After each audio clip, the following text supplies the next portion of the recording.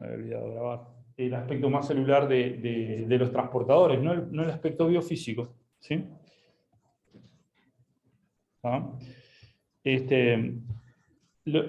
importante reflexionar que si uno mide las concentraciones de iones de un lado y del otro de la membrana, claramente son asimétricas, ¿no? El sodio, ¿sí?, está en alta concentración en el medio extracelular, 145 milimolar, y el potasio está en alta concentración dentro de la célula.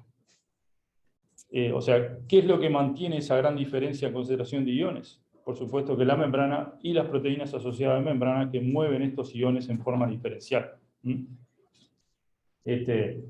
Pero ya de observar estas grandes diferencias, el otro que es súper importante es el calcio, ¿no?, que está altísimo en el medio extracelular y también alto en ciertos reservorios adentro de la célula. Son súper importantes esos, ¿no? Que, cada ion en el lugar correspondiente de la célula puede tener funciones muy específicas, ¿no? Pero estos que están acá, el sodio y el potasio, tienen que ver con bastante la generación de gradientes de concentración y gradientes electroquímicos, o sea que combinan concentración y diferencia de voltaje para mover cosas. Van a ver que las proteínas de membrana usan esos gradientes, pueden usar estas moléculas para mover cosas y facilitar procesos. Lo vamos a ver en detalle. De los grandes sistemas que sirvieron para estudiar las proteínas de membrana, les recordaba, ¿no?, esto que vimos en la clase pasada, que podíamos hacer vesículas o podíamos extraer los lípidos y las proteínas de membrana y colocarlos en compartimentos específicos, así como podíamos usar, por ejemplo, micropipetas para hacer pequeños parches de membrana. Eso lo van a ver bien en biofísica, ¿no? Pero se pueden estudiar hasta canales únicos y su actividad de un canal o un receptor único, ¿sí? Se puede aislar hasta esas pequeñas partes de membrana con metodologías muy específicas. Pero todo se basa en que de alguna manera ese pequeño pedazo de membrana está como sellado del resto en la punta de una pipeta o en estos lugares como marca la figura, ¿no? Así, usando esos sistemas, disculpen, voy un poquito rápido para no hacer una clase de esto de 2 horas, ¿no?, porque vamos a terminar la clase de la vez pasada, ¿no? Usando esos sistemas, se pudo ver que la permeabilidad, ¿no?, a distintas pequeñas moléculas es bien diferente.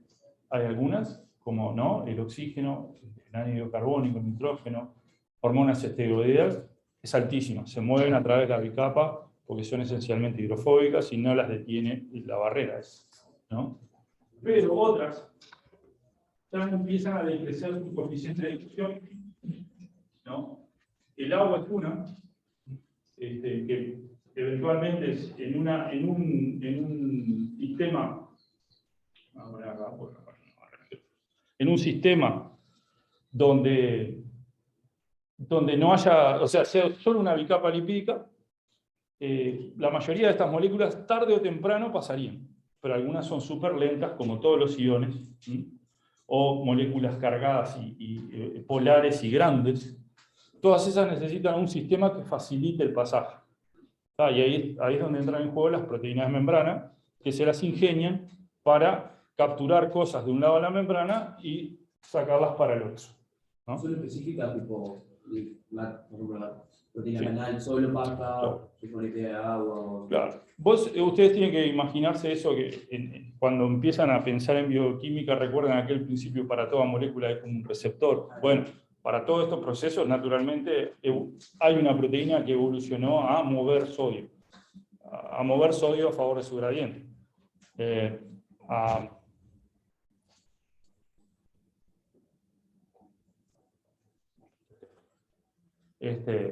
A mover, digamos, otras moléculas usando la diferencia potencial de membrana. O sea, voy hacia el negativo o voy hacia donde hay baja concentración de este ion, ¿no?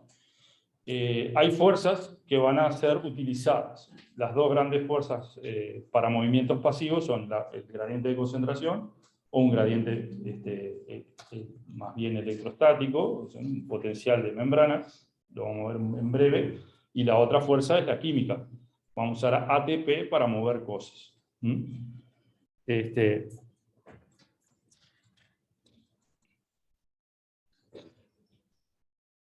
Tamaño menor, hidrofobizado mayor, ¿no? Se mueven más rápido las cosas, ¿no? Básicamente todo ion tiene una capa de hidratación que es lo que hace termodinámicamente súper difícil que esto se desarme en esta zona que es súper hidrofóbica.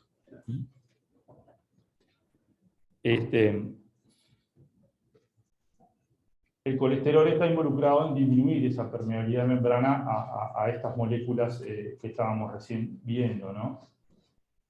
Y hay regiones o tipos de células que hasta refuerzan la impermeabilidad, ¿no?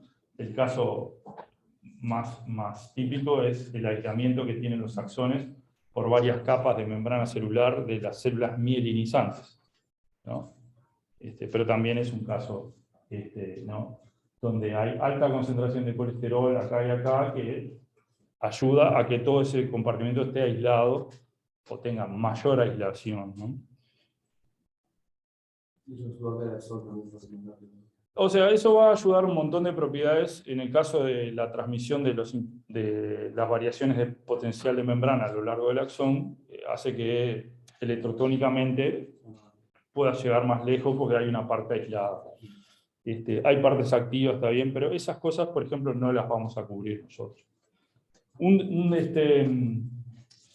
Un derivado de todas estas propiedades es que, si bien podemos estudiar las membranas, eso es un pequeño paréntesis nomás, de que de todo lo que se estudia en membrana también se han derivado muchas técnicas para mover moléculas a través de membrana. Mencionábamos las vacunas en la clase pasada, pero los liposomas son un montón de... O sea, realmente dan herramientas para mover cosas. ¿Por qué? Porque tienen como el salvoconducto de poder fusionarse a una bicapa lipídica.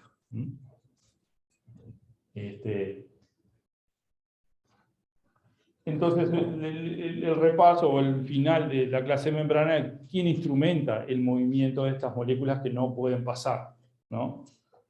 ¿Cuál es el instrumento? Son una serie de proteínas muy especializadas, ¿sí? Que son proteínas de transporte de membrana. Sí. Tu función es transportar cosas, y lo hacen de distintas maneras. Lo que el compañero preguntaba, ¿son específicas para cada molécula? Sí, hay justamente.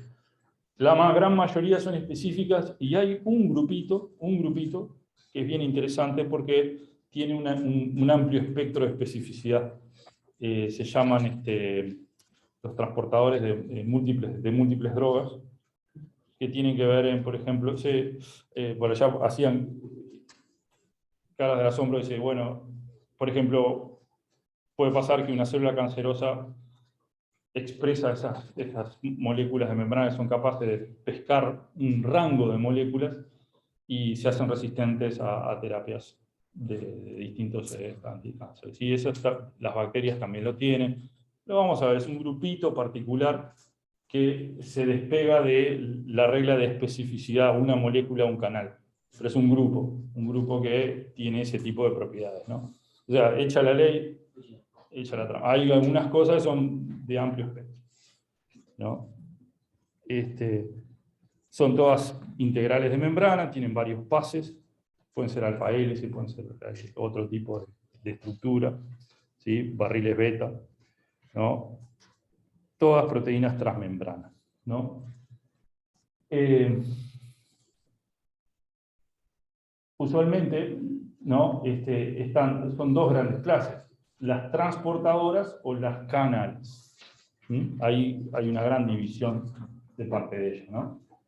Estas logran mover el blanco, el ion ese que no pasa, ¿no? Logran moverlo de un lado al otro a través de grandes cambios conformacionales. En cambio, los canales más bien tienen una conformación cierta estática, y lo que cambia conformacionalmente es si el canal está abierto o cerrado, si está regulado, pero en realidad no hay un gran cambio conformacional. Para el agua. Si pones más para el agua, suponete más selectivo, ¿no? Menos selectivo, ¿no? O sea, el agua pasa por difusión. el agua difunde un poquito, ¿no? Vamos, ahí va, justamente, el agua es un caso súper interesante, no vamos a tener mucho tiempo para expandirnos en eso, yo le traía la historia un poco más contada, pero, digamos, en algunas células se notaba que el agua se movía mucho más rápido que en otras. No tiene mucho sentido que el agua se mueva rápido para adentro y para afuera de la célula, en una célula que, por ejemplo, un huevo de un sapo que lo ponen en agua con bajo tenor de solutos, o sea, en el medio exterior, eso lo conocen como hipotónico, ¿no? O sea, si hay un medio hipotónico, el agua entra a la célula más rápido, ¿no? Por difusión, a través de su propio gradiente de concentración. Hay más agua afuera que adentro, en teoría, ¿sí?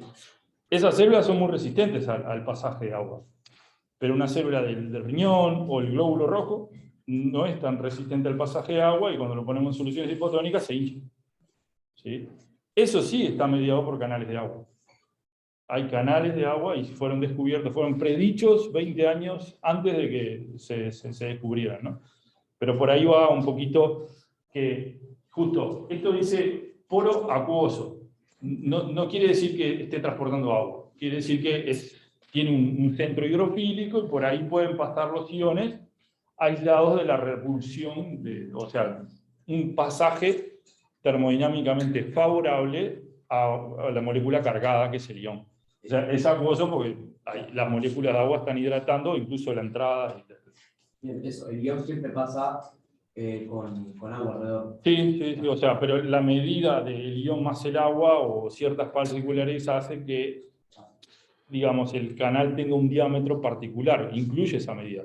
Claro. En el caso del canal del agua, la medida solo deja pasar agua y evita otras cosas hidratadas, ¿no? O sea, de una forma diferente. Pero la respuesta a todas esas cosas es bastante estructural. En este caso, estas zonas son específicas para tomar un tipo de ion.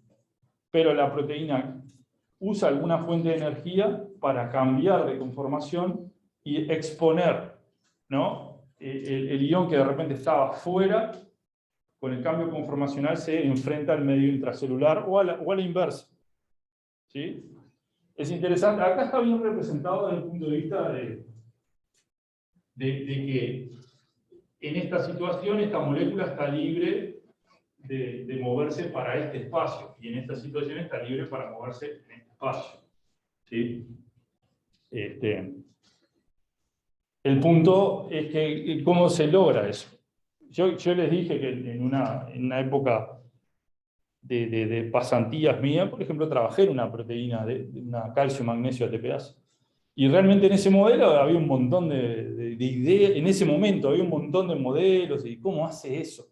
Hoy hay, si los buscan en internet para varias de estas proteínas, pueden ver toda la proteína cuando hace el ciclo, ¿no?, de una posición a la otra, de que toma el ion en el medio extracelular y al final termina en el medio intracelular, a nivel de resolución de la propia estructura tridimensional de la proteína.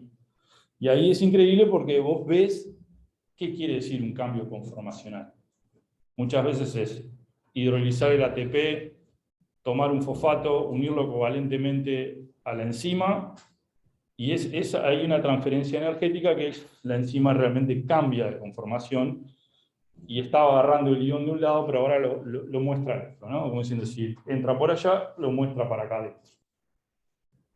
Bien representado está ahí, pero si buscan videos, es impresionante cómo parece como que realmente, como tijeras que agarran de un lado, cuando el ATP se hidroliza, esa energía se usa para cambiar de conformación y exponer el ion al otro lado, al lado opuesto a la membrana. En cambio, los canales no tienen esos sistemas, ¿no? En realidad son vías rápidas, ¿no? Vías rápidas para pasar los iones a favor de un gradiente de concentración o electroquímico o eléctrico. Vos tenías una pregunta hoy, me olvidé. Una pregunta, era simplemente para decirlo nomás con Big Data. Sí. porque yo tenía entendido, por ejemplo, de que para transportar agua, por ejemplo, la célula utilizaba los genes por ejemplo,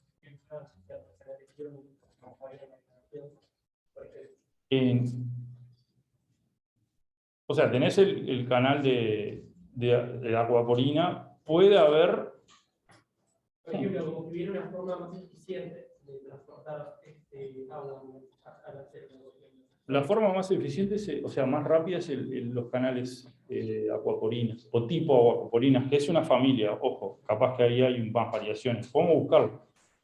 A ver, o podemos discutir en detalle un poquito más el concepto, a ver si hay alguna forma de explicar eso. Pero la forma más rápida es justamente es el canal ese que se descubrió y, bueno, se llevó un premio Nobel, ¿no? Porque estaba predicho, pero nadie lo encontraba. ¿Vos allá tenías una pregunta? Sí, pero en el caso de la transportadora, ¿con qué moléculas se ahí va. O sea, ¿de dónde sale la fuerza, de dónde sale la energía para mover cosas? ¿No? Esa es una forma de ponerlo más externo, más general. El compañero dice, ¿con qué se asocia para mover la molécula? Lo que uno tiene que preguntarse es si la molécula se está moviendo a favor del gradiente o no. Si necesita el acople energético, por ejemplo, de hidrólisis de ATP, ¿no? Lo vemos ahora en un segundo porque hay varios tipos de moléculas que justamente usan ya la fuerza que tiene un gradiente para mover una cosa que se mueve en contragradiente o usa ATP para mover algo en contra de un gradiente electroquímico. El poro, en las proteínas calanes, el poro, esta zona, es usualmente, ¿no? Ven ahí la nube, o sea, esta es parte de la proteína, esto es parte de la proteína del canal, y este es el sodio pasando con con una molécula de agua. Pero ese diámetro es lo que da la especificidad. El diámetro del poro. Sí, el diámetro molecular, o sea, qué tipo de especies moleculares están en esa zona interaccionando con las cosas que pueden entrar. Otras cosas no, y bueno, y la boca, estas bocas también son lugares donde se mueven preferencialmente, pero no únicamente los iones. Pero por ese pequeño orificio solo pasa cierto tipo de... Bien específico. Sí, sí, sí, sí. Algunos de estos son cosas que ya dijimos, ¿no? Naturalmente tienen mayor eficiencia que una proteína transportadora, porque se abre un hueco. Sí. O sea, el diámetro es suficiente para diferenciar, digamos, Sí. Sí. Sí. Y si estudiaras el canal de sodio comparado con el canal de potasio, tienen diferencias estructurales muy grandes en general. Son proteínas totalmente diferentes, pero comparten ciertos mecanismos estructurales para generar un poro, y el poro ese es diametral, ¿no? Con diámetros diferentes. O estructura, pero el diámetro es como una simplificación de todo el asunto, ¿no? Es una zona química donde el ion pasa justito. ¿Para el paso alguna molécula? Sí, pueden, o sea, hay algunos que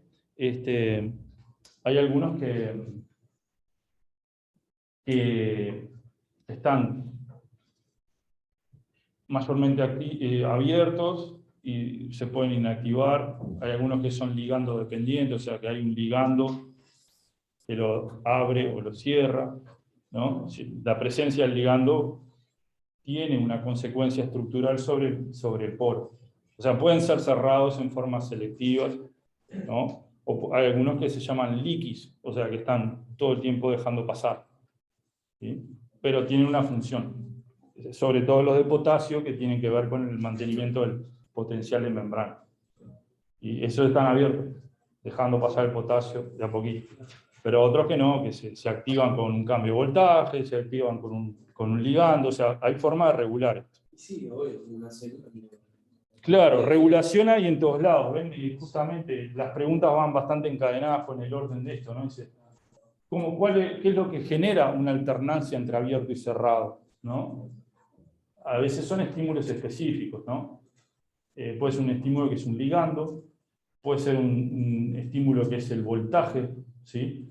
Incluso hay estímulos que son sensores de tensión mecánica, Y de vuelta, si uno de alguna manera le cae el concepto cómo generar cambios estructurales en una proteína, de ahí se desprende que el cambio estructural con un fin, ¿no? Como decíamos hoy, si el ion se calza a un lado, pero la proteína cambia estructura y lo suelta en el otro, lo mismo pasa con los ligandos.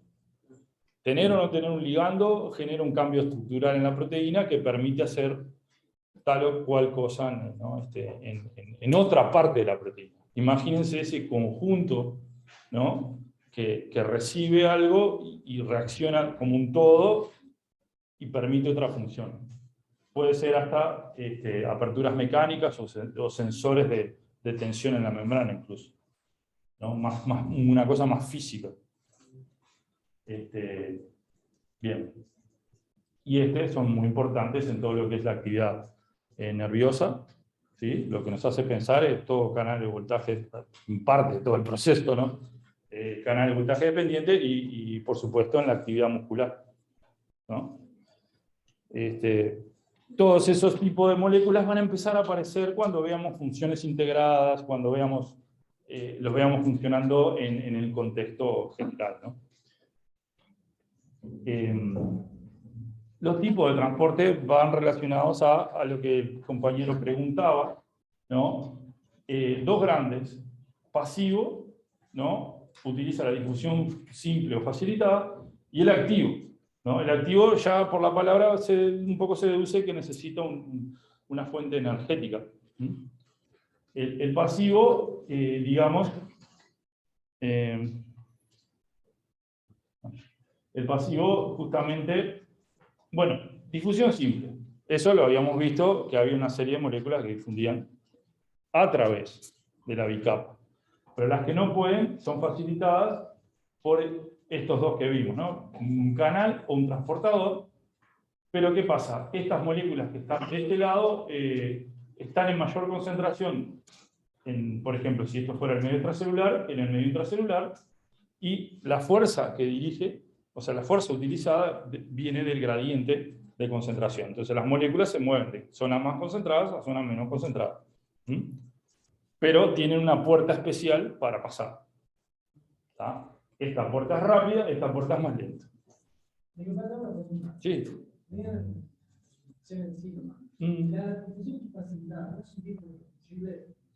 Sí, o sea, vos decís, no, facilitada es porque hay una proteína que facilita lo que ¿ah? Pero son todas definiciones que van a tener hasta el cansancio para leer hasta el último detalle, pero no, lo que es facilitado es que hay un facilitador, hay una proteína que hace eso más rápido, ¿no? Más eficiente.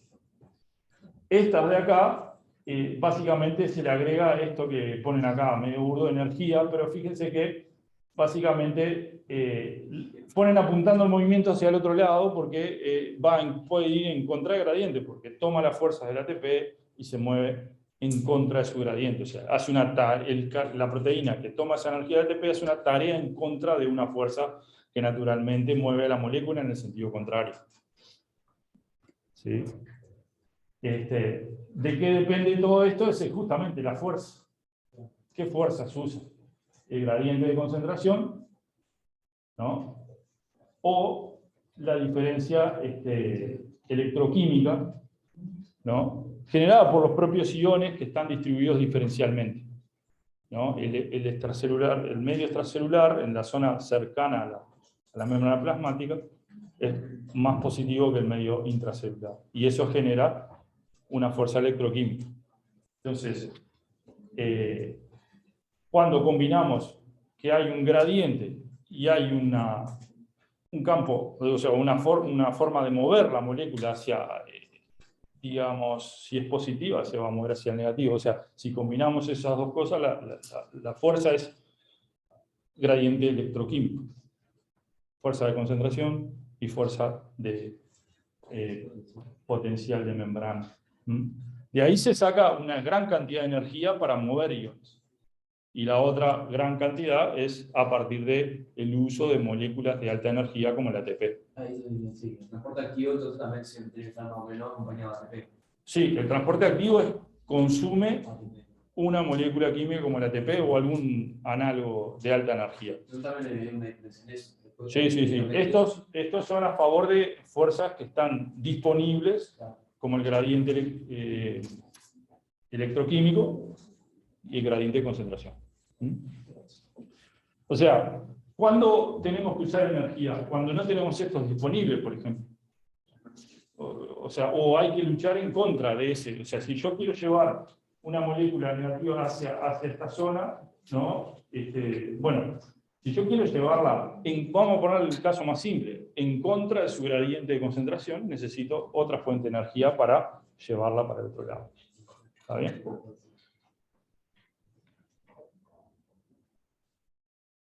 El transporte activo, ¿no? Es de dos, por lo menos, dos o más tipos, ¿no?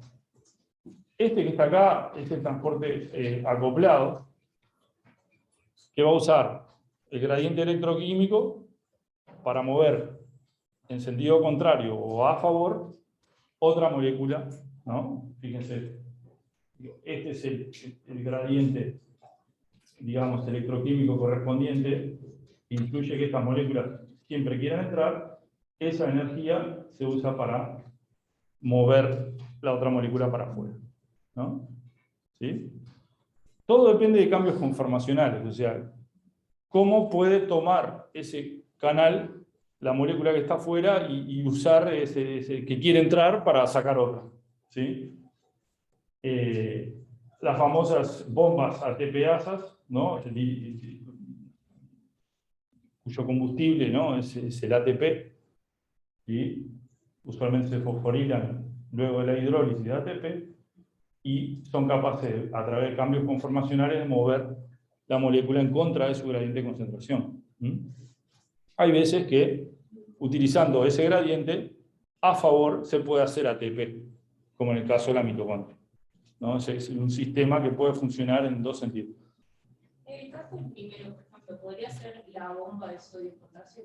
La bomba de sodio-potasio es una ATP-asa. Okay. En realidad es una que hace algo de antiporte, que se llama antiporte porque va en el sentido contrario, pero usa ATP para hacer eso.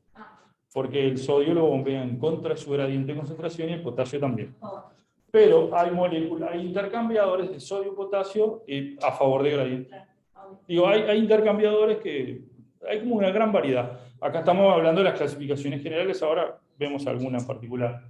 Estas son muy importantes también, pues tienen que ver, por ejemplo, fotosíntesis y otros. La energía viene de la luz y mueve iones y hace cambios redox y cosas así, ¿no? La fuente de energía, ¿no? Es bastante más barata para la célula.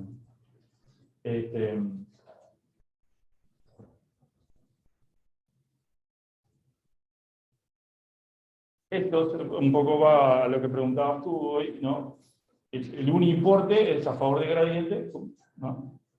Y el sin porte usa, digamos, las dos moléculas van en el mismo sentido, una va a favor de su gradiente y de ahí saca la energía y la otra no tanto, ¿no? Al contrario. Y el antiporte es un intercambio, digamos, bidireccional. ¿Es antiporte a favor de gradiente? Casi es el uso semántico. Uni va uno solo. Sin va sinérgicamente los dos para el mismo lado y el otro es anti porque usa dos sistemas. Pero, Anti, sin, uno. O sea, usa diferente canal. Ahí está puesto así como para... Eso es un buen punto, exacto. Yo hoy miraba esta figura, y no te miento, hoy o ayer, estaba en el libro y parece que la misma proteína hiciera todo eso. Aunque hay unos pequeños detalles que parecen diferenciar. Pero son distintas proteínas que hacen eso. O sea, sí, o sea, de vuelta, el concepto de especificidad. Toda esa estructura hace una cosa y otras hacen algo similar, pero... Claro. ¿Entre ellas? No, no necesariamente. O sea, no, hay asociaciones funcionales que decir, si yo bombeo el sodio para afuera, el sodio puede ser utilizado para mover otra cosa al entrar. pero en sí entre ellas no están como uniditas, ¿no? Por ejemplo, no están asociadas proteína a proteína. ¿Por qué no le ponen simplemente un importe y tener un importe hacia afuera y un importe hacia adentro? Si son proteínas independientes en realidad. Bueno, pero todas estas, imaginen, todas proteínas específicas. Esto es para describirte que acá se mueve facilitadamente un ion en este tipo de proteína. Pero en este ya son dos que hacen dos a la vez. Pero son proteínas distintas. Claro, pero por lo que te preocupa es cómo la proteína funciona. Por eso las clasifica diferente. Es una ¿El clasificación. importe es el importe? Sin importe, creo que yo uso la palabra sin importe. Lo que pasa que puedes usar esto cotransportador porque usa dos a la vez, ¿no? Y este es un intercambiador porque hace dos cosas en distintos sentidos. El término español no es tan directo como el término, ¿no? Porque ambos son acoplados, ¿sí? Creo que lo que importa conceptualmente es un poco lo que discutíamos ahí con ustedes dos. O sea, esta proteína hace este tipo de movimiento, esta otra hace este tipo de movimiento, ¿no? Son dos diferentes y es una forma de... Fueron caracterizando todas estas proteínas con biofísica y bioquímica de membranas y viendo que empezaban a aparecer todo un gran panel de cómo mover iones, ¿no? Así nomás. Bien.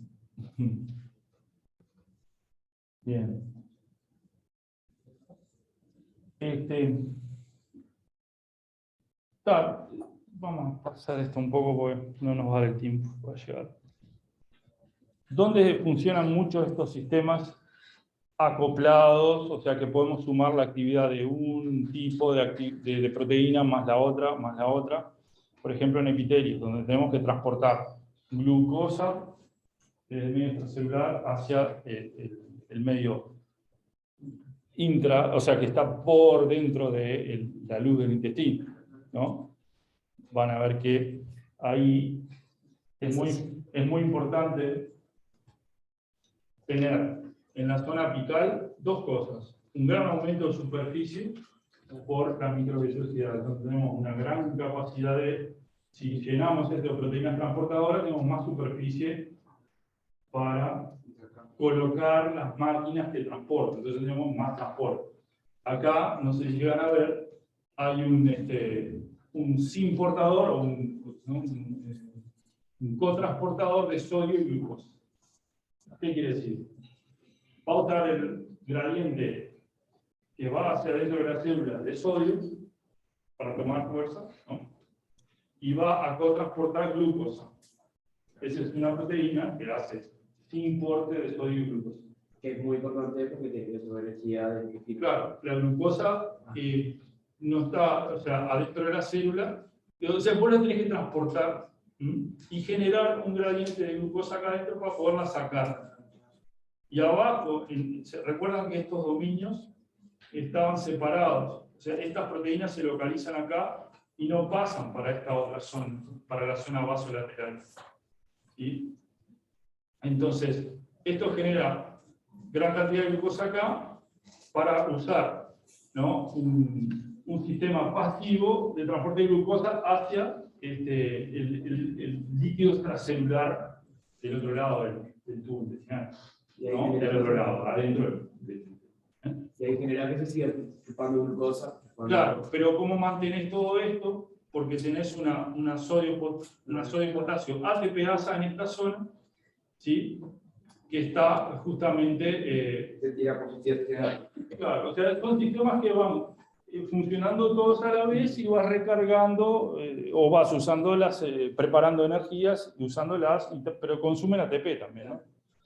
Cosas así pasan también en los epitelios renales, ¿no? Donde hay ciertas combinaciones de proteínas que unas acopladas a las otras terminan básicamente, ¿no? Facilitando el transporte de moléculas que hay que pasar de un lado al otro. Acá está el resumen, ¿no? Acá hay baja concentración de glucosa Entonces usamos esta fuerza para mover la glucosa para adentro, ¿sí? Y después la glucosa está en alta concentración, para allá no puede ir, pero para acá sí puede ir porque está este canal, ¿no? Que la favorece. Este es sin porte, ¿no? Y este es uniporte, ¿sí? Y el gradiente de sodio es el que permite, digamos, de alguna manera, hacer este sistema. La base de eso también están en los, ¿cómo se llaman? Estas bebidas altas en sodio y glucosa para facilitar este tipo de transporte en los deportistas. Un poco usan ese principio. Un poco pues le provee, porque para rehidratarse, incluso el movimiento del agua también se favorece cuando hay varias condicionantes a la vez, entonces se mueve más fácil. No es lo mismo tomar agua así que tomar agua con todas esas otras cosas. Y si tomas, por ejemplo, agua pura del laboratorio, no se hidrata, porque tiene que... Pero bueno, como ven, claro, hay muchos ángulos de estas cosas que se aplican en la vida o en entender patologías o en entender muchas cosas, ¿no? Sí, sí. Bien. Las bombas que usan ATPasas para mover estos iones, ¿no? Son las bombas tipo P, ¿no?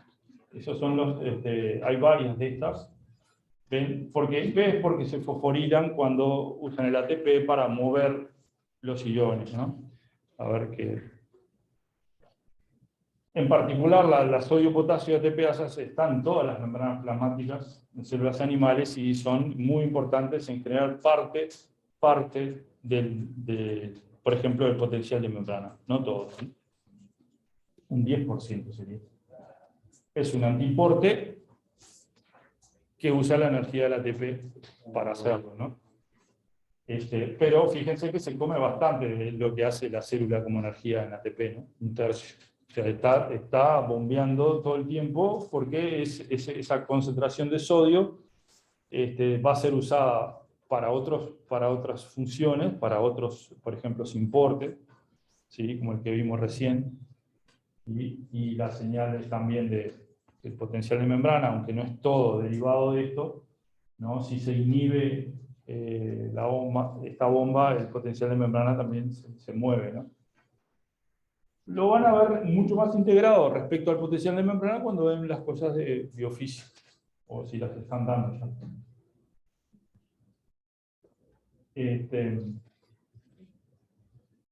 Muchos de los nutrientes que se van a mover al interior celular justamente usan el sodio que acumula esta bomba en la parte extracelular. Hay esquemas varios, incluso mucho más modernos que este y mejores, pero para que conceptualicen eso del cambio conformacional, ¿no? Cuando esto está abierto de alguna manera, entra el sodio a esta zona y cuando el ATP se hidroliza, ¿sí? En esencia, miren, acá está planteado un enorme cambio, ¿no? Por ejemplo, conformacional que disponibiliza la molécula hacia el otro lado, ¿no? ¿Sí? Hacia el otro lado de la membrana, y así pasa a la inversa. Cuando el potasio, ¿no? Después de estar liberada de sodio, son todas secuenciales, están descritos como E1, Profe. E3. Sí. Dale, pregunta. Te escucho. Profe, Sí, dale.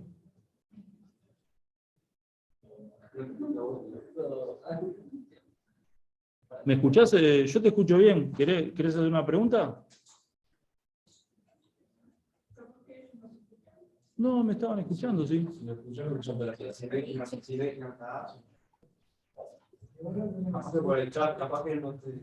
A ver, algo está pasando ahí. Se está cortando mucho. se está cortando bastante, no sé si se escucha ahora. Sí, ahora te escucho. No sé qué decirte con la cortada porque estoy incluso usando el wifi del salón, no anda y estoy usando mi teléfono. Pero puede ser un tema de micrófono también, ¿Querés hacer una pregunta por chat?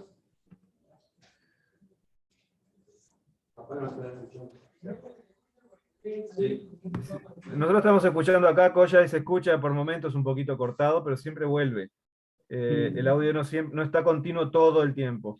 Pero creo que no es un problema mayor porque no sé si se pierden cosas importantes ahora. Y hay que recordar que la grabación después queda bien, porque la estás grabando en tu computadora y la grabación si quedaron con alguna duda de algo, lo pueden revisar en la grabación. Sí, sí, eso es cierto. Eso para los que están online, obviamente, es una solución. Sí. No sé si me escucharon. Bien. Quedó trancado Sí, sí, se ahora. escuchó. Pero creo que ahora se trancó. Él se trancó. Sí. Sí, capaz que es él el que está con problemas con ¿Qué está con el celular? Y los otros días anduvo bien lo del celular, pero bueno. Sí. Bueno, revisaremos la Estamos más grabación trancaditos. y ahí veremos qué hacemos también. Sí, sí, la grabación suele quedar bien. Si no se cae el Zoom, la grabación queda bien. Perfecto. Si se cae el Zoom, lo único que pasa es que se corta, como la del otro día que fue en 3 pedazos. Claro. Bueno, seguimos entonces. Cualquier cosa hacen preguntas por el chat ahí y Flavio me avisa.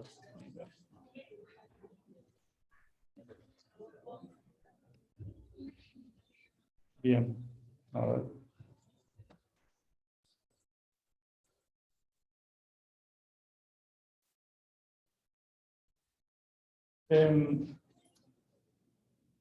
Estos tres tipos, ¿no?, de bombas, se llaman bombas que usan ATP, ¿no? Algunas las acabamos de escribir, digamos, ¿no?, como las P, las tipo P, ¿no? Fíjense que pueden mover varios de estos iones.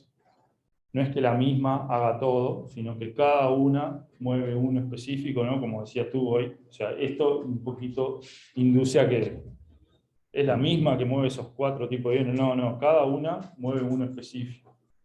¿Sí? La que les mencionaba hoy más temprano son los transportadores tipo ABC, ¿sí?, que justamente son un poquito más abiertos en lo que pueden transportar. Y están involucrados, por ejemplo, en lo que se conoce como resistencia a drogas quimioterápicas, de quimioterapia, ¿sí? Las bombean para afuera, ¿sí? Es un mecanismo, sí, claro, tiene impacto en lo que es el tratamiento, que es resistido en algunos tipos de cáncer porque expresan estas proteínas de membrana en mayor cantidad. Pero es un mecanismo que está en muchas especies, incluso en distintos puntos de la escala zoológica, porque son facilitadores de movimientos de ciertos tipos de moléculas, y ahí sí, ese mueve varias. ¿Sí? Luego tenemos estas dos bombas, que ya son complejos multiproteicos, muchas subunidades, ¿no? Algunas hidrolizan ATP, ¿no?, para, por ejemplo, mover protones, ¿sí?, para generar gradientes, para modificar la cantidad de protones en la membrana, pero otras más famosas, estas son las tipo V, ¿no? Y estas son las famosas tipo F, que se usan para sintetizar ATP, y están en las crestas mitocondriales, y usan el gradiente de protones, ¿no?, acumulado por la cadena de transporte de electrones, para sintetizar ATP. Ah, no lo gira eso. Claro. Estas se conocen también como turbinas, Sí, ¿no?, que tienen un movimiento giratorio y hacen ATP a medida que aprovechan el pasaje de protones a favor de su gradiente. Claro. Sí, o sea, las F sintetizan ATP. Y es una fuente de energía, es una de las fuentes de energía, ¿no?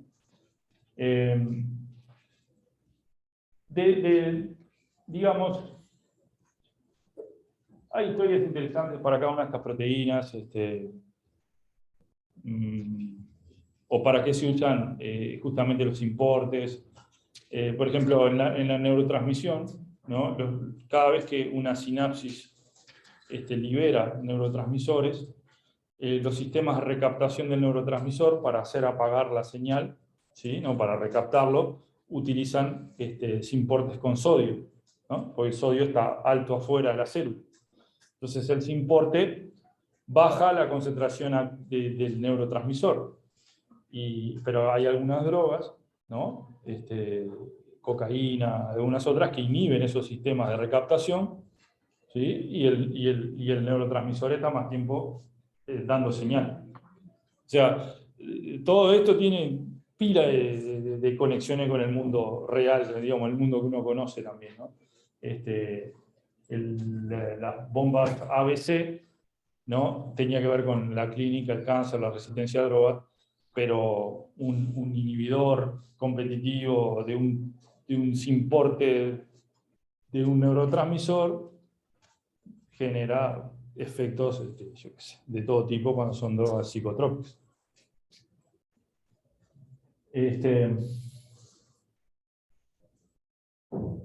Esto es simplemente una hiper breve introducción de los procesos osmóticos, ¿no? Que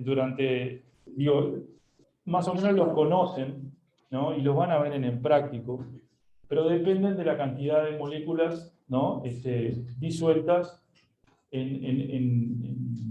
digamos, a través de una membrana plasmática. En este caso, si la membrana es semipermeable y acá hay poco soluto en relación a ¿no? El flujo de agua va a seguir su gradiente de concentración, ¿no?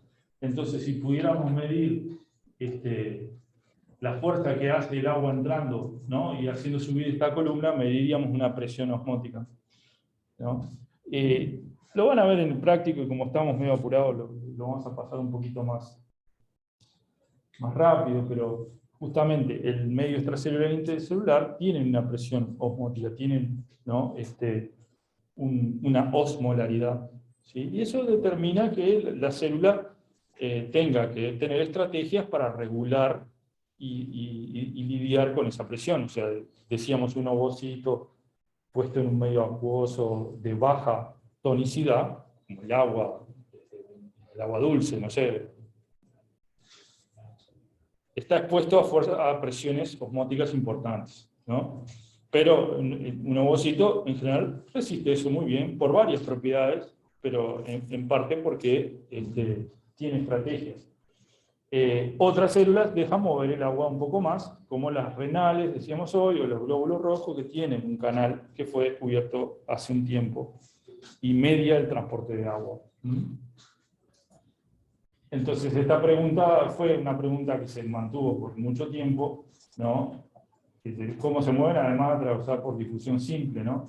Y fue justamente esta persona, Peter, que buscando y caracterizando proteínas de membrana encontró una que tenía propiedades bastante particulares y estuvo investigando qué hacía, hasta que hizo, ven, este es como el trabajo, en 1988 que hizo eso.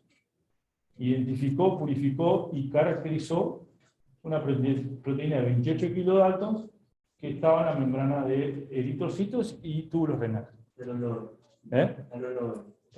Ahí arrancó. Ahí arrancó. En este momento, con solo no lo ganó, sino que después empezó a armar la historia. ¿Por qué? Porque en este momento hipotetizó que quizás podría, pero no sabía la función en este momento. Hasta que hizo un experimento clave, que anda por acá, ¿sí?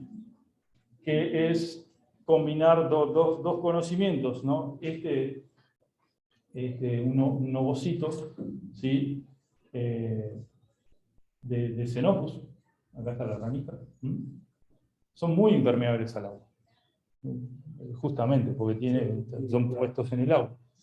Entonces, si vos colocás esas células en un medio más hipotónico o hipertónico, en general no se deforman mucho. ¿Y qué hizo?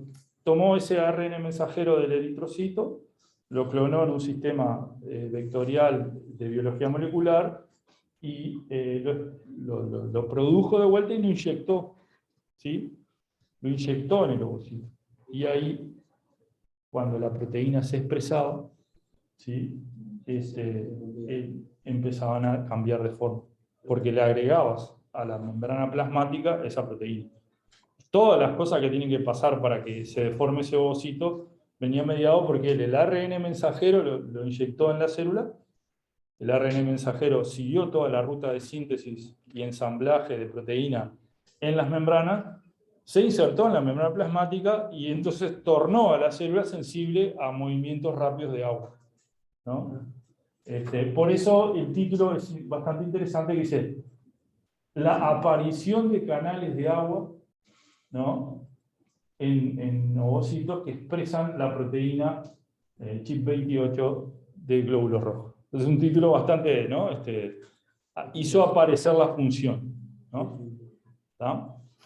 Pero bueno, y por acá hay una foto parece que este era el primer autor, ¿no? Que era postdoc del grupo de unos años después incluso todavía seguía festejando el hallazgo, por eso está la foto ahí. Porque has aprendido que siquiera ganó un Nobel. No, está lleno de premios Nobel en otras áreas también, podés hacerlo. A veces uno menciona las historias de los premios Nobel porque en algunos casos empiezan de lados inesperados. Creo que es el mensaje más que por el lado del premio Nobel, es más porque a veces son descubrimientos inesperados. Este fue un caso donde caracteriza una proteína que no sabe cuál es la función, ¿no? La sigue trabajando, la sigue caracterizando y resulta ser una proteína que había sido hipotetizada hace tiempo, ¿no? que había sido pensada que existía, porque habían algunas células que son mucho más permeables al agua que otras, y no se entendía cómo. ¿Me siguen? Creo que a veces ese mensaje de lo azaroso de un descubrimiento siempre tiene que estar, porque son ustedes los que van a cargar el siguiente mensaje probablemente, o tienen la capacidad de cargarlo. No toda la ciencia es aplicada, pero a veces sí se tornan aplicadas por métodos o cosas que ocurren en condiciones de... Él no estaba esperando hacer este descubrimiento, ¿tá? Pero hay que estar trabajando para de repente encontrarse con esas cosas. Y también uno puede estar trabajando en los lugares donde quiere convertir eso en aplicado. Pero muchas veces esta rueda que gira debajo de la otra no se puede sacar así. O sea, usted tiene que reflexionar con eso. No importa, se pueden dedicar a ciencia aplicada, a ciencia básica, pero ninguna existe sin la otra, ¿no? Y es acá donde tenemos que pensar seriamente en esas cosas, ¿sí? Sin importar que después se dediquen a lo aplicado o a la base, ¿no? No existen la una sin la otra. Son engranajes que están muy enganchados. Y hay muchos ejemplos de eso. Muchos ejemplos. Bien. Para terminar esta parte y entonces arrancar con núcleo, el canal de agua tiene un problema todavía más extraño, que es los iones, ¿no? Pasan por canales que limitan su diámetro hidratado, o sea, que usan las propiedades. ¿Cómo hacemos que los iones no pasen por un canal de agua? Claro, la explicación general es la misma. Es más chiquito y tiene propiedades químicas que son selectivas para el agua, pero se conocen. Las moléculas de agua realmente pasan en una hilera, en fila, que son ordenadas por todos los aminoácidos que están en esa zona, ¿sí? Y para que un ion pase por ese huequito, tiene que, digamos, perder las moléculas de agua que lo hidratan. Y eso es termodinámicamente muy costoso, entonces no ocurre. ¿Tá? El ion ya viene más grande, pero además tendría que perder el agua para pasar por una zona de ese diámetro. Eso está, si quieren, ahora no nos da el tiempo para entrar más en detalle, pero está bastante explicado en el libro, ¿no? Interesante es que estos canales de agua son conservados en la evolución, ¿sí? Y están en muchos lados. Bien, entonces, ahora vamos a hacer un pequeño, estamos 5 minutos de descanso y arrancamos con el otro tema, que es núcleo, y seguimos.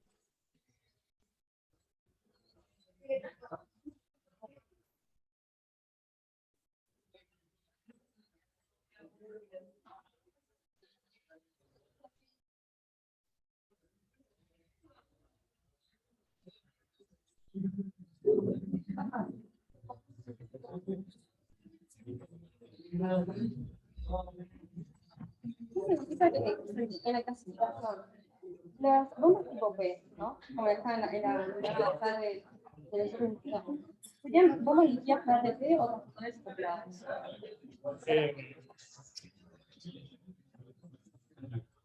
Acoplar sucede de varias maneras. Vos acoplás el movimiento de algo a favor de su gradiente con el movimiento en contra.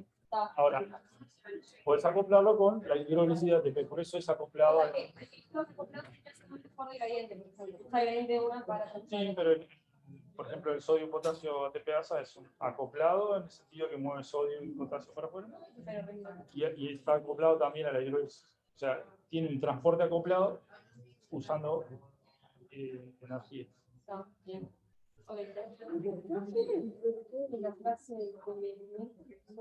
La anterior, sí. Ah, no, claro, está subido hasta donde llegamos. Claro, toda entera no está. Ahora va así, va a ir en bloque todo entero, claro, claro.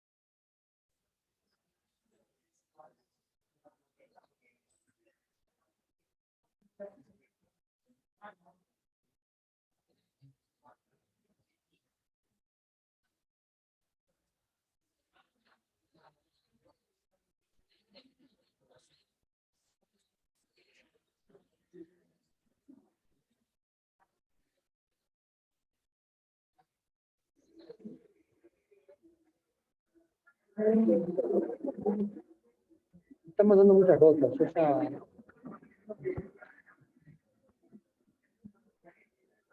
Dígame, no me acuerdo.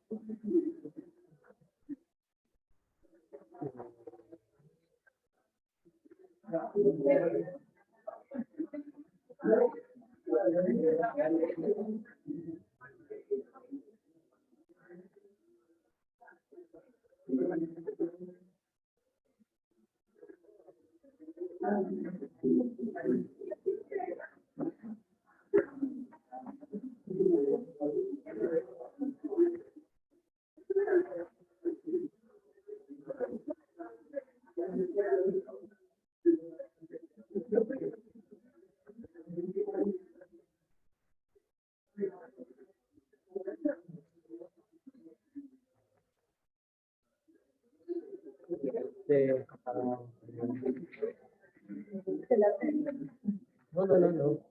No, no, ahora. Está quieto.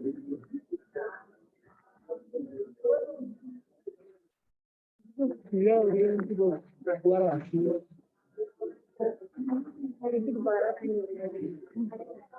Oye, ¿te está funcionando eso? Tengo mi cuarto, tengo. No, no te está funcionando. No, me cagué tipo 300 pesos. Con las camisas sí, pero yo no. No, sí. Está de decoración el palo. Una barra de.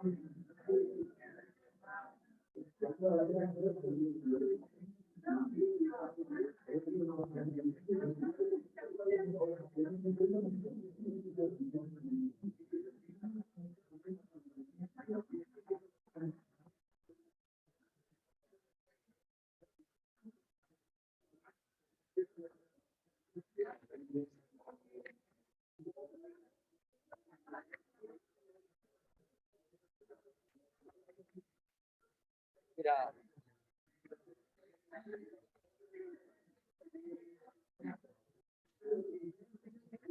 Ya.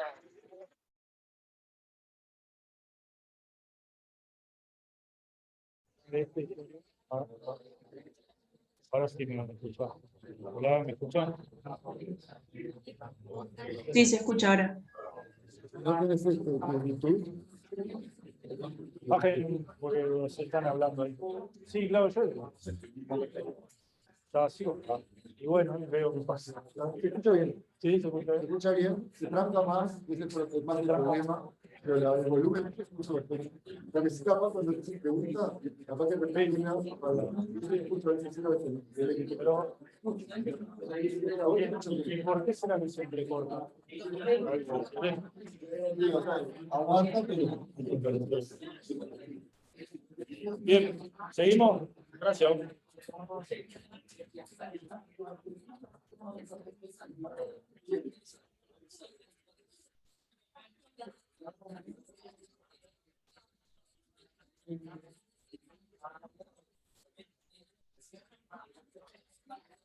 Bueno, seguimos.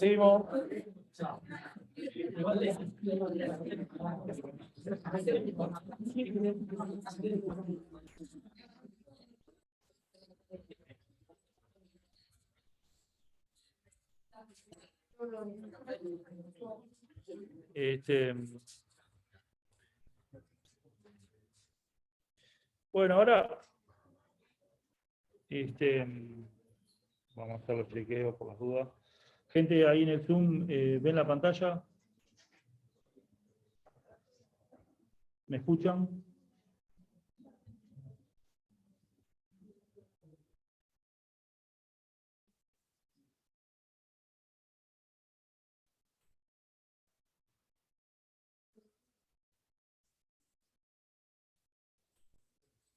Sí.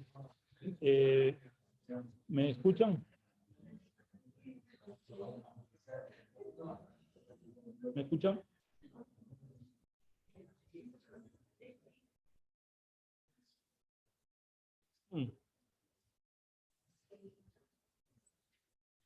¿Eh? No, porque no se están conectando bien con el sistema. Se corta un poco, dicen, ¿ven la pantalla, gente ahí en el Zoom? ¿Ven más o menos lo que se tiene que ver? Sí, se corta un poco.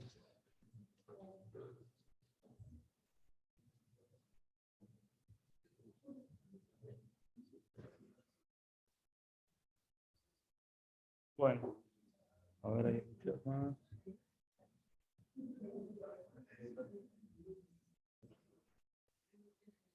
Estamos grabando, seguimos.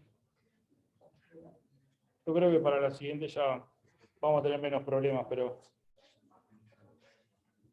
yo hoy justo dejé cargando mis auriculares que funcionaban bien y estos no se conectan bien con mi computadora. Perdón. Bien.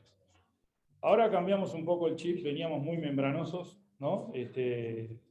Vamos a meternos en otra parte de la célula y realmente vamos a corrernos bastante de lo que veníamos hablando, ¿no?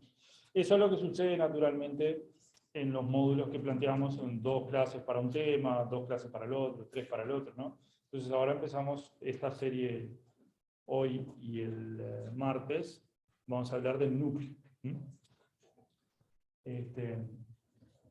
Algunos conceptos básicos y estructura general, ¿no? Yendo más hacia cómo se organiza el núcleo, ¿no? Durante mucho tiempo,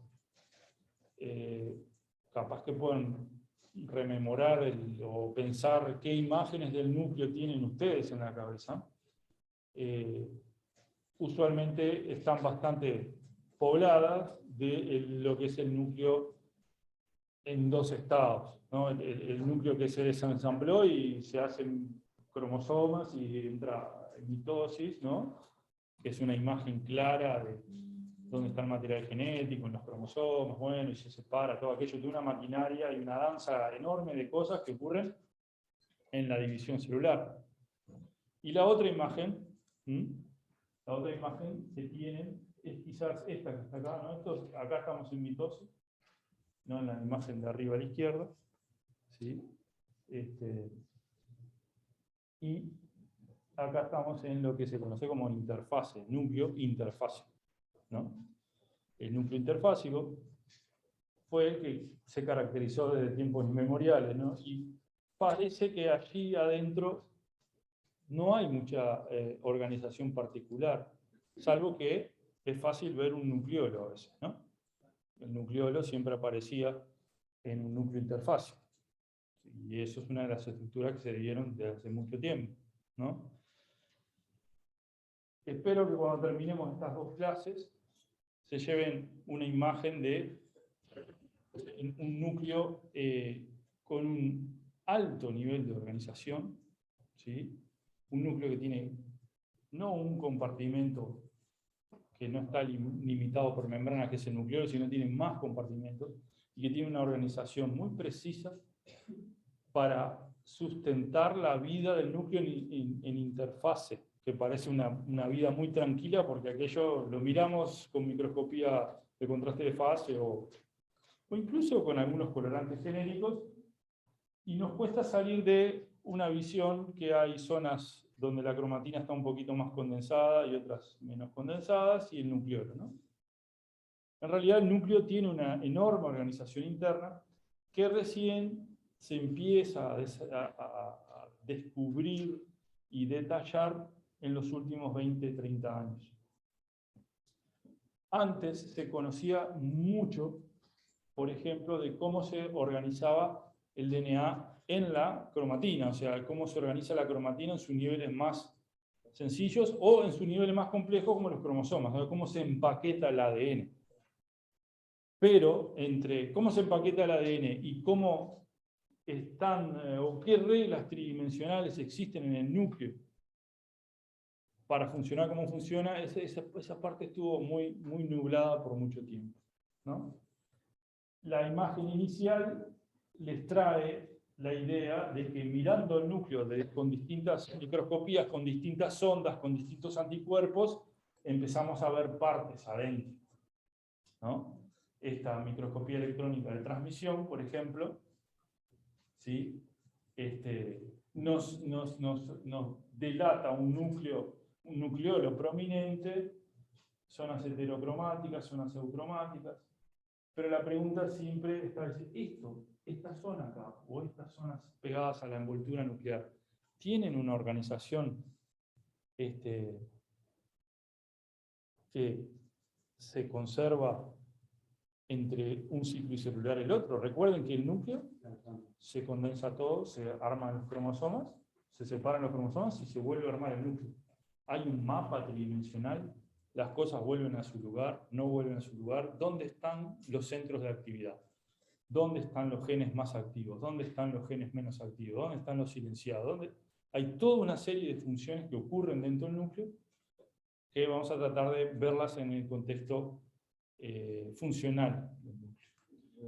De vuelta les aclaro, no vamos a hablar de la bioquímica de la duplicación del ADN, ni de la bioquímica o biología molecular de la transcripción, porque se dan en otras materias más profundamente, ¿no?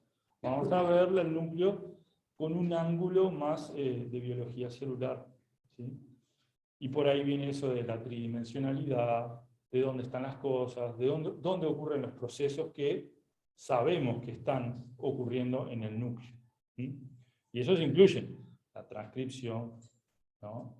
La reparación del ADN, la duplicación, ¿no? Del ADN. Pero ese es un poco el encare general de la clase, ¿no? Ahí volvemos a una imagen del libro, ¿no? Es decir, bueno, esta es para decir, bueno, el núcleo en estas células epiteliales no está en el centro, está en una zona particular, y esta es su relación con el resto de los organelos. Pero igual, se representa el núcleo como un espacio marrón y nada más, ¿no? Entonces, esa imagen es la que nos guía y nos fuerza a pensar que como que ahí no hay nada organizado. Y por el contrario, está recontra organizado, y las, ¿cómo se llama? Las reglas de organización tridimensional y funcional se empiezan a conocer ahora, o en estos últimos.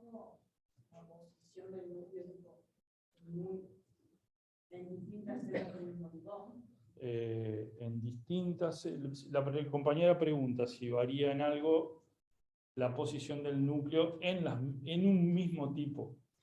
Usualmente... Claro, no, pará. Un organismo está lleno de muchas células diferentes y diferenciadas diferentes. Entonces, si tu pregunta es en el organismo... La misma muestra me pasó que claro. tipo, en la investigación estaban en distintos lugares. Sí, claro, o sea, el punto, o sea, puede variar, pero yo te diría que el principio es, si la célula se diferenció y está cumpliendo una función en el tejido, en un lugar, usualmente ahí el núcleo va a estar en una posición fija de acuerdo con el tipo celular. Pero si la célula cambia o se estimula de alguna manera, no es seguro que se mantenga en el mismo lugar. Ahora, la célula de al lado que tiene otra función o tisularmente está conectada con las otras distintas, puede tener el núcleo en distintos lugares. La pregunta es, ¿viste la misma célula? No, tipo. Porque ahí... Teníamos muestras que usamos para el práctico, y tipo, de esa misma muestra, cuando vimos todas las células ahí, tipo, la mayoría nos pasó que tipo, el núcleo estaba... Claro, pero la pregunta, si querés, volver al práctico y mirá, o sea, pensar en el tejido que estabas viendo. ¿Cuál fue el de la cebolla? Claro, ahí estaba viendo la célula vegetal que también. La cebolla. Y había núcleo a veces en distintos lugares. Bueno, sí, pero pará. O sea, está bien, están en distintos lugares, la célula es así, pero está en la periferia. Sí, estaba súper pegado a la Pero en el centro, en alguna no está, la vacuola lo tira para afuera, por ejemplo. Yo vi. Yo todas las que vi de que tal vez la bolsa estaba contra todas. El punto es, el núcleo no tiene una posición, o sea, distintos tipos de células organizan la posición del núcleo de acuerdo a su fisiología. ¿Tá? Si hay cosas que pueden correr el núcleo, lo corren dentro de un cierto dominio. ¿Tá? Vacuola muy turgente deja los núcleos en la periferia, pero no necesariamente lo deja en el lado más cortito, sino que puede estar en otro. Sí, está bien. Sí, pero ustedes tienen que ver eso como diciendo, bueno, ¿cuál es la forma de la célula? ¿Qué tipo, ahora te digo, qué tipo de, en qué zona de la célula estoy viendo el núcleo? ¿No? La célula vegetal es enorme. O sea, yo puedo estar viendo, este es no sé, el cuadrado de la célula, lo puedo estar viendo acá en el centro, pero está pegado contra la pared, arriba, o sea, es periférico, pero te parece en el centro, pero... Seguro. Incluso vos estás viendo así, si movés el foco, podrías ver en qué plano de la célula está, ¿no? Dale, vos tenés una pregunta que... Sí. Por ejemplo, también está basado en células enteras, tridimensionales, por ejemplo, porque me acuerdo que vimos un grupo de discusión algo respecto a tridimensionales de las células, sobre patrones, finalmente la química, lo puro, que en realidad, si vos movés la célula, se mueve todo, entonces podés desplazar el núcleo para un lado, no necesariamente es que el núcleo cumpla cierta función, simplemente que está siguiendo la dirección de la microactina, está tirando el núcleo porque se está tratando, se está comprimiendo, que no necesariamente directamente el esfuerzo que estás haciendo para cortar el costo, capaz que hasta eso la suerte. O sea, lo que el compañero hace un comentario más general, por ejemplo, de posicionamiento del núcleo en relación al citoesqueleto y en relación a si la célula se está moviendo, si está haciendo cosas en particular, que puede ser una consecuencia de lo que la célula está haciendo. O sea, el núcleo no tiene una posición fija, es dinámica, pero por ejemplo, si vos vas a ver esta célula que yo te estoy mostrando, este tipo de célula, y bueno, va a estar en la mitad basal, siempre va a andar por ahí, puede andar un poquito más arriba, un poquito más abajo. Pueden pasarle cosas, el núcleo está conectado al citoesqueleto, al citoplasma, y eso podría cambiar la posición.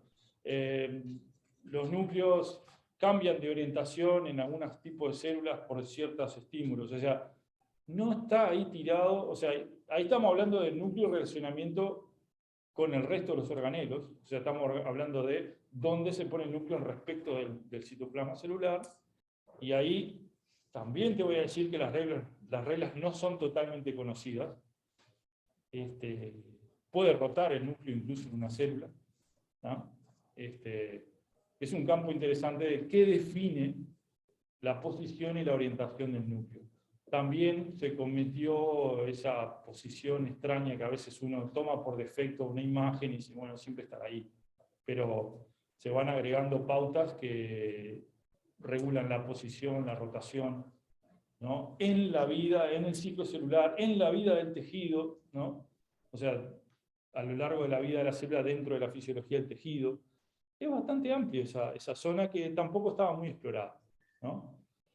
Pero siempre tiene que relacionar posición con tipo celular en el momento de la vida de ese tipo celular para poder definir si el núcleo se queda en una cierta zona. ¿Ah? O sea que hay varios parámetros para observar para llegar a la conclusión de que en estas células el núcleo siempre está aquí o allí o allá. ¿Ah? Pero también se aplica que si la célula cambia, también puede cambiar la posición del núcleo. Entonces, son complejas. La proteína membrana, imagínate lo que es un núcleo. O sea, ahí lo que acabamos de discutir es cómo toda esa masa de ADN rodeada por envoltura nuclear se posiciona en la célula. Un aspecto particular de todo lo que podemos hablar del núcleo, ¿no? Bien.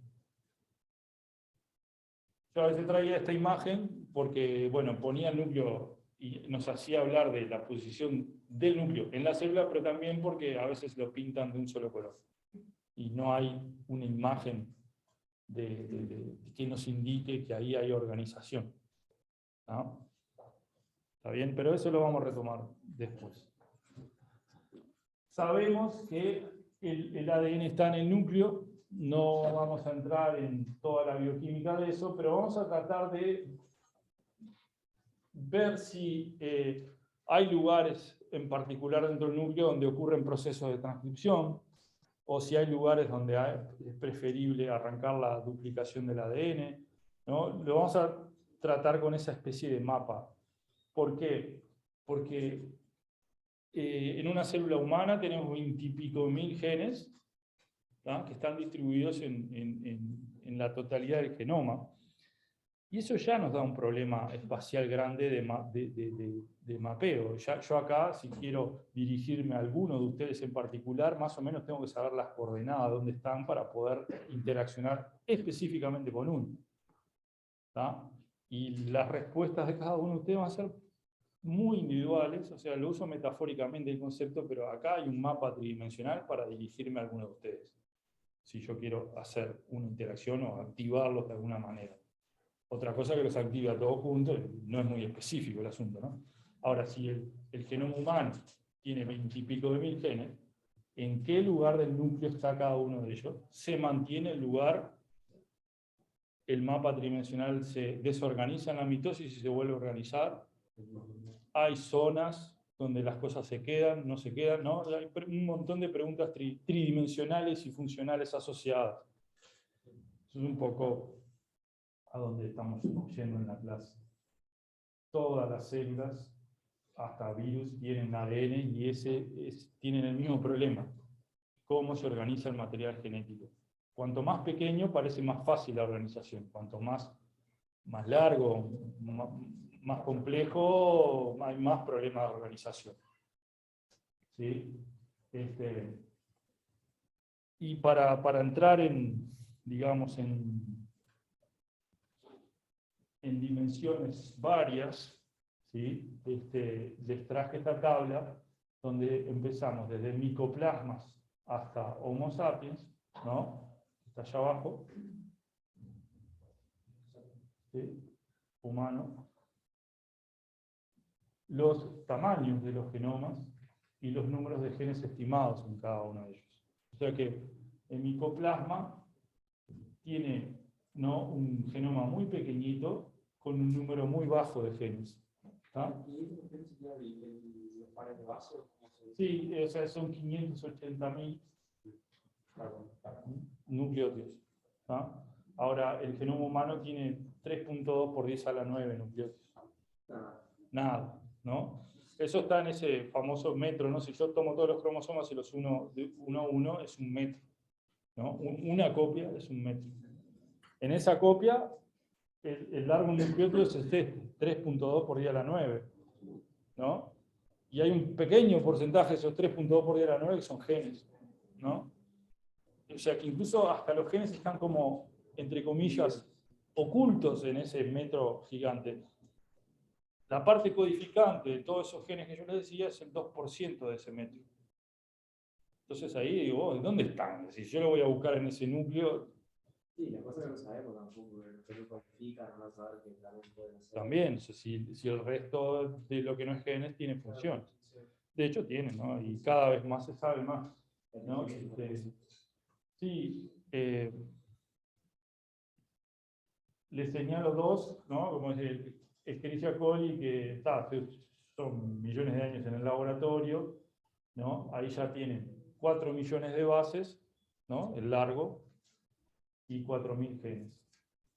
O sea, cada 1.000, sí, básicamente, cada 1.000, sí, en 4 millones hay 4.000 genes, pero esta proporción, ¿sí? Fíjense en humanos, en 3.2 por 10 a la 9 bases hay, bueno, 24.000 genes. Esos 24.000 genes no están prendidos todo el tiempo, ¿no? En cualquier célula están prendidos, qué sé yo, la mitad. De esa mitad, nosotros conocemos por nombre y apellido probablemente una mitad. De todos los 24.000, capaz que un poquito menos de la mitad, unos 10, 12, 14, sabemos el nombre y el apellido y cierta función, ¿no? Todavía falta un montón para caracterizar otro tanto de genes, ¿no? Pero seguimos con este problema de que cuáles son las reglas para activar o prender alguno de esos. En los modelos bacterianos es fácil pensar que las cosas se encuentran fácil porque el genoma es pequeñito, está accesible casi a todo el citoplasma de la célula, no hay envoltura nuclear, no hay nada que lo limite, pero ya en el eucariota, ¿no? Con envoltura nuclear, ese mapa es más complejo. No se conocen todas las reglas, ¿no? Pero es un poco la aproximación que vamos a tratar de seguir, ¿no? Esto lo resume en una escala porcentual, ¿sí? ¿Cuál es el porcentaje que ocupan los genes, ¿no? Todos los genes, intrones y exones, o sea, exones son las partes codificantes, intrones no codifican, ocupa un 20% del genoma, ¿sí? Pero la parte codificante son un 2%. Después hay una zona de más o menos 30% que no es ni repetitivo ni es genes. Y después el resto son secuencias repetidas de distintos tipos. Ahí estamos dividiendo en proporciones lo que sabemos de, por ejemplo, luego del proyecto Genoma Humano, y hoy en día realmente hay muchos genomas secuenciados, ¿no? Pero si bien se acumulan información de secuencia y variación poblacional y función, no se acumula tanto en reglas tridimensionales. Recién ahora hay experimentos que atacan la tridimensionalidad de la organización de todo esto. O sea, de dónde está cada pedacito de ADN en el núcleo, ¿no?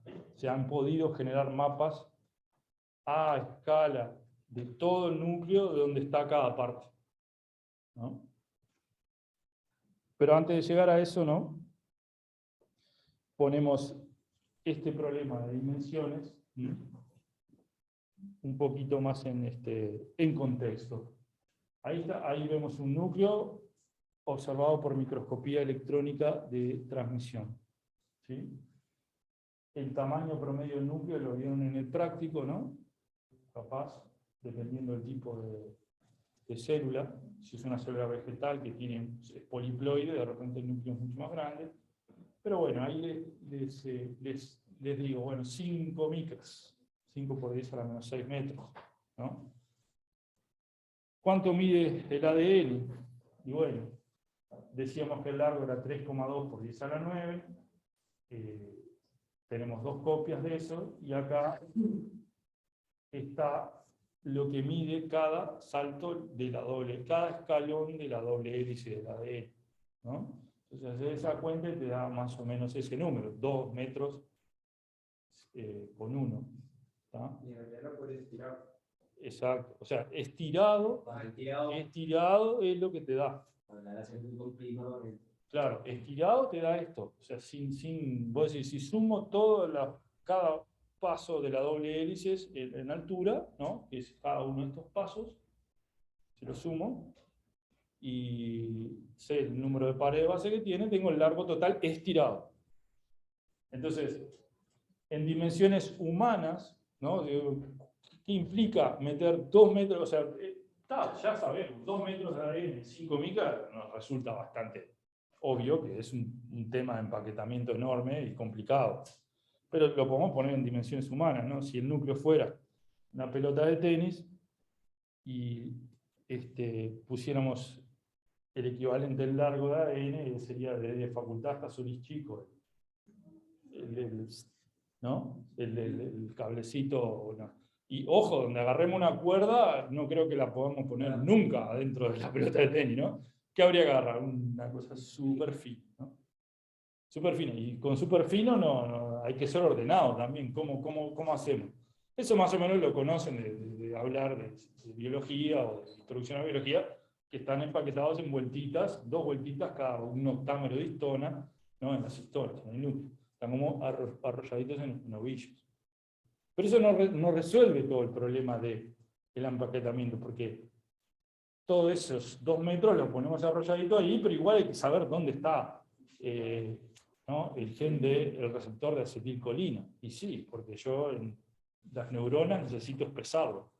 Pero de repente en el hepatocito no, entonces esa zona la tengo apagada, pero otra la tengo prendida. Y multiplíquenlo eso por 20 y pico de mil genes. Por todas las células que hay, que organizan ese mapa ¿no? Las preguntas clásicas son, ¿hay propiedades generales? ¿Hay reglas? ¿No? Es un poco, la vamos a ir descubriendo, ¿no?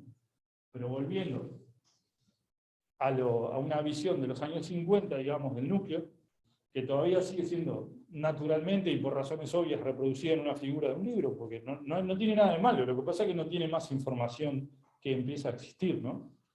Pero siempre nos fuerza a verlo bidimensionalmente con algunas de las cosas grandes que sabemos que tienen, ¿no? Envoltura nuclear, relación con el citoesqueleto, ¿sí? Zonas eucromáticas, zonas heterocromáticas, el nucleolo, son las grandes estructuras que conocemos, incluso de pasar brevemente por cualquier curso de biología de la célula, ¿no? Los poros nucleares, la lámina nuclear que sostiene la envoltura nuclear, la continuidad de la envoltura nuclear con el retículo endoplásmico, todas esas cosas más o menos las tenemos, pero vieron que acá adentro, de vuelta, unos puntitos, opa, y en zonas azules, ya está, salió el núcleo, ¿no? Digamos, insisto varias veces en esas cosas porque hay que salir de eso también para también estar dispuesto a integrar nuevas pistas de cómo es el mapa. Pero a la vez vamos a hablar brevemente de cómo hacemos la cromatina o cómo trabaja el nucleolo, ¿no? Esas cosas las vamos a ver ahora.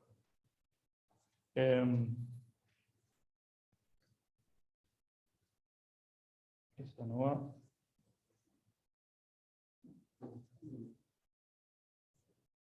Pegamos un salto importante entre el anterior y este, ¿no? ¿Por qué? Porque es posible hoy día, con técnicas de biología molecular, y ya hace bastante tiempo, ¿no? Hace capaz que unos 20 años para atrás, es posible, mediante hibridización in situ, una técnica que vamos a ver la base en alguna diapo, por acá, o sea, podemos reconocer el ADN de cada cromosoma. Y cada cromosoma lo podemos, digamos, pintar de un color particular, con fluorocromos, ¿no? Repito, la técnica se llama hibridización in situ, fluorescente, porque usa fluorocromos, para reconocer específicamente el contenido cromosómico, todo el cromosoma, perdón, en un esparcido de cromosomas que provienen de una mitosis, ¿no? O en un núcleo interfásico. Cuando reconocemos eso en el famoso cariotipo, con esta técnica que se conoce como pintado cromosómico, o chromosome painting, podemos identificar todos los cromosomas, ¿sí? Pero cuando los observamos en el núcleo celular, ¿qué pueden ver? ¿Qué me pueden decir? Una particular. Una ubicación particular. Ahí va, el compañero dice, ¿una ubicación particular de quién? De cada cromosoma, ¿no? O sea, lo primero que llama poderosamente la atención, y se vio en épocas tempranas cuando usaban estas tecnologías, que cada cromosoma tenía un lugar en ese espacio que parecía homogéneo, ¿no? Recuerden que en este núcleo hay zonas heterocromáticas y eucromáticas, ¿no? Eso ya lo sabíamos por todas las técnicas clásicas. Pero vieron que los cromosomas no están ocupando zonas heterocromáticas y eucromáticas definidas, sino que de repente una parte del cromosoma podría estar en una zona heterocromática o eucromática. Pero ¿a qué voy con esta imagen? Ese es el adelanto, antes de repetirles que hay organización, ¿viste? Como insistirles mucho, ¿no? Entonces, bueno, miren cómo se ve la organización, después lo vamos a ver en detalle, ¿no? También hay técnicas que pueden mirar regiones del genoma que están asociadas a genes activos o genes inactivos, ¿no? También por hibridización in situ, pero más allá, perdón, dije activos, no, genes, zonas con muchos genes y zonas con pocos genes, ¿no? Es estos colores que están acá. O sea, podemos ver regiones del genoma que tienen alto número de copias de genes y también regiones del genoma que tienen bajo número de genes. Cuando vemos la localización de eso, ¿qué se ve acá? ¿Qué pueden decirme? Hacia la membrana, hacia los bordes, Sí, pero pará, en relación a la cantidad de genes, ¿qué me puedes decir? Claro, seguro. Y esa zona, usualmente, ¿qué tipo de cromatina tiene? Al revés. O sea, en la figura se ve que las zonas rojas de pocos genes parecen estar en la periferia y zonas de muchos genes parecen estar más en el centro. Ahí estamos, bueno, es una regla de organización tridimensional simple, pero la estamos viendo por una técnica que permite diferenciarlas, ¿no?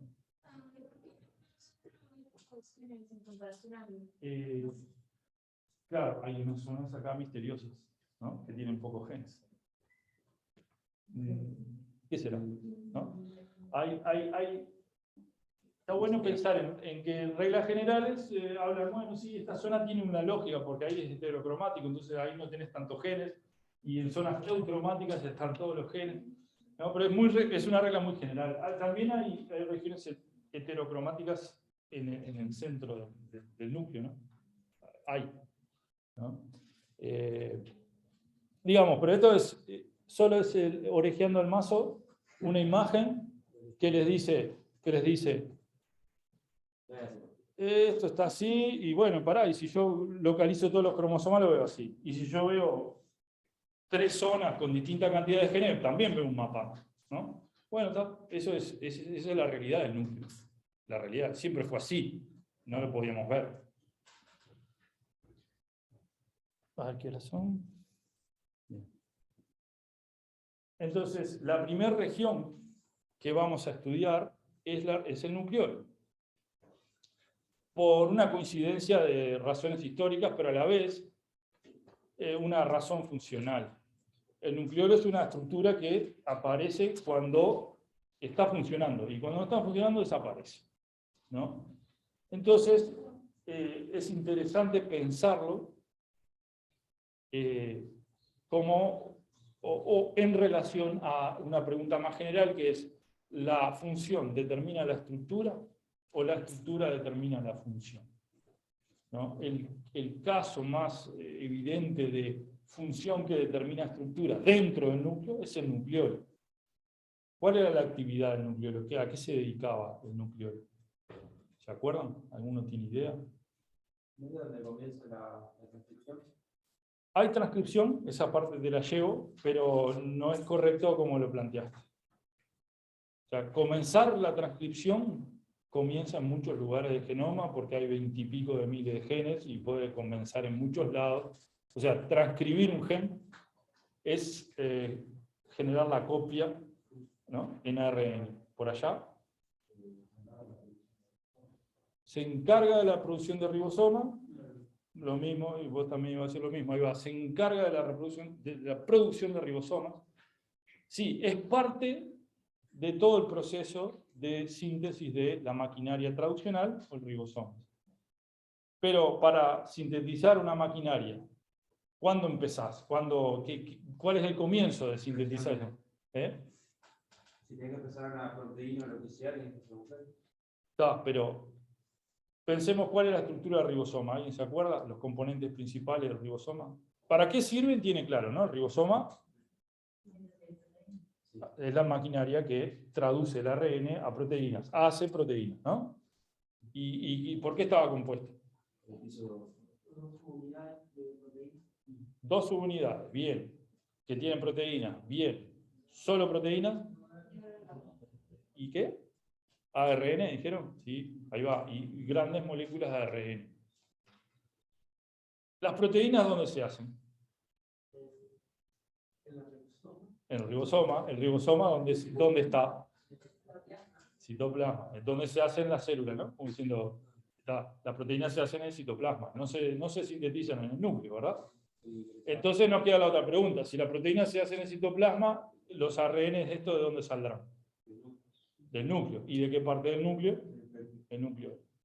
el arranque de todo el proceso, o sea, la función determina la estructura, es la síntesis de ARN ribosomal. Se sintetizan en tales cantidades en esta región que, como bromeábamos en otras épocas, es la huella de una fábrica, ¿no?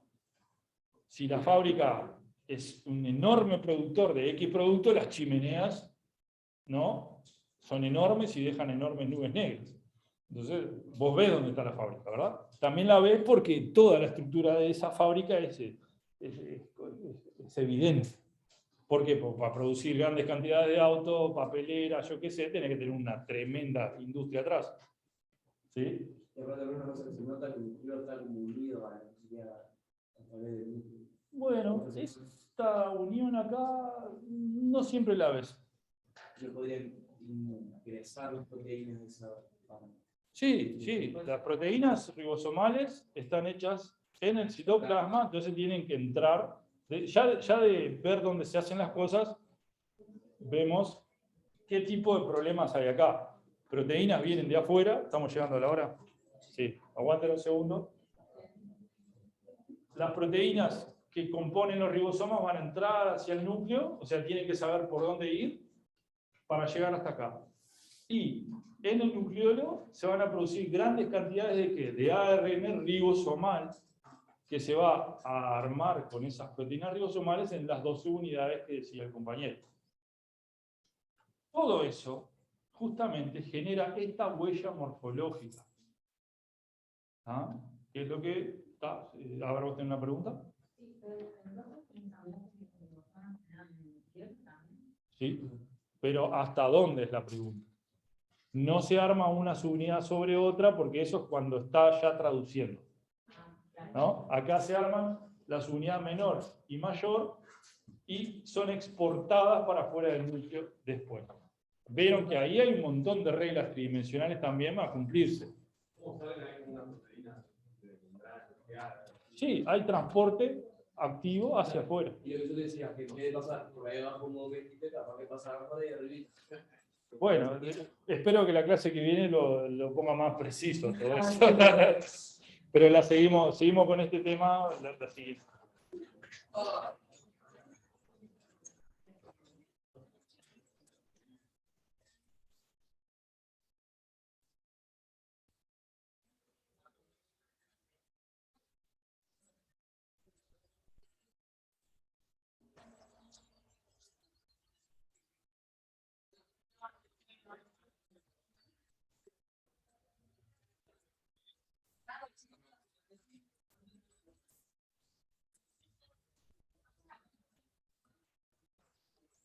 Okay.